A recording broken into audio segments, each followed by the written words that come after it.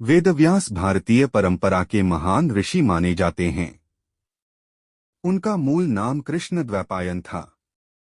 कहा जाता है कि उनका जन्म यमुना नदी के बीच एक द्वीप पर हुआ था, इसलिए उन्हें द्वैपायन कहा गया और उनके वर्ण के कारण कृष्ण नाम पड़ा। उनके पिता महर्षि पराशर थे और माता सत्यवती थीं, जो पहले मत्स्यगंधा नाम से जानी जाती थीं।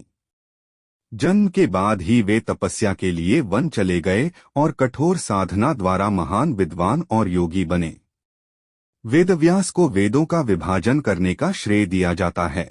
उस समय वेद एक ही विशाल ग्रंथ के रूप में थे, जिन्हें उन्होंने 4 भागों ऋग्वेद, यजुर्वेद, सामवेद और अथर्ववेद में व्यवस्थित किया, ताकि साधारण लोग भी उन्हें समझ सकें। इसी कारण उन्हें वेदव्यास कहा गया, अर्थात वेदों का विभाजन करने वाला। महाभारत में उनकी भूमिका अत्यंत महत्वपूर्ण है।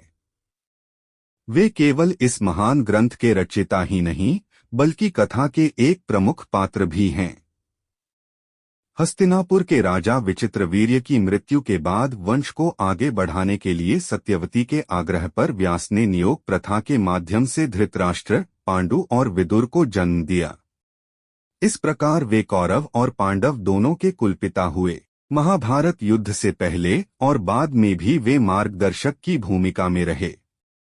उन्होंने धृतराष्ट्र को समझाया, पांडवों को आशीर्वाद दिया और युद्ध के परिणामों के बारे में चेतावनी भी दी।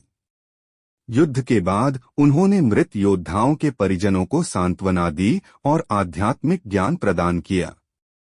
इस प्रकार वेदव्यास केवल महाभारत के रचयिता ही नहीं, बल्कि उसके केंद्र में स्थित एक ऐसे महर्षि हैं जिन्होंने धर्म, ज्ञान और इतिहास को एक सूत्र में पिरो दिया।